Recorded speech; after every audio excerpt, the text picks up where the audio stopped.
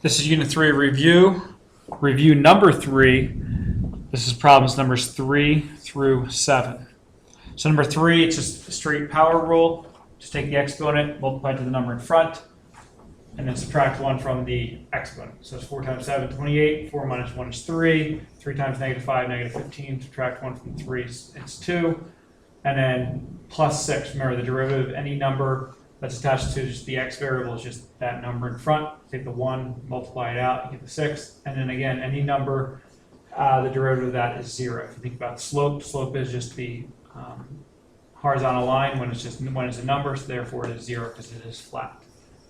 Number 4 over here, we have again just really power rule. Sometimes you see the fraction or the pi and it tries to mess us up, but really just going through and doing power rule. Take the 2, multiply it to the front. 6 over 4 pi r to the first plus 3, again the variable there being r. 6 over 4 reduces to be 3 over 2.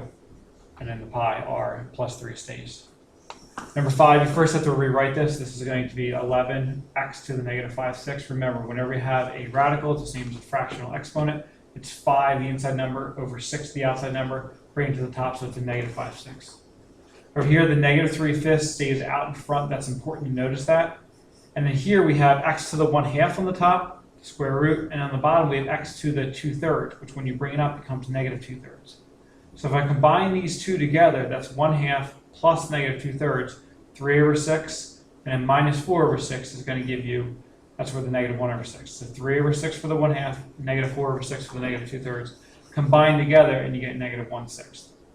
So now when you go through and do this, again, take the exponent, multiply it out to the front, negative 55 over 6, subtract 1 from the exponent. Remember, I always said take the top, subtract the bottom, so negative 5 minus 6 is negative 11. That's a new top over 6. Over here, you have negative 1/6 times by negative 3 fifths. That's going to give you a positive, and it's going to be positive 3 over 30. Again, negative 1 minus 6 gives you negative 7 6 when you reduce it. And if we just reduce as much as we can, the 3 over 30 becomes the 1 over 10. In number 6, we now are introduced to trig functions here. This is actually going to have to use chain rule because remember what I've said, anytime you have a trig function that does anything besides for an x here, you're going to have to use chain rule. So this is an x, but we have that exponent. So you have to do the exponent first. Remember, it's the exponent, then the trig function, then the inside. So the exponent, take that 6 out to the front, 6 times sine to the 5th of x. All right, now the derivative of the trig function, the sine, is just going to give you the cosine of x. Technically times by 1 for the derivative of x, but you don't need to show that. And now minus, again, same idea. Derivative of tangent is going to be secant squared. Leave the inside, 5x to the third plus 4x. And then take the derivative of the inside, which is going to be 15x squared plus 4. Again, whenever you're doing chain rule, you work from the outside in.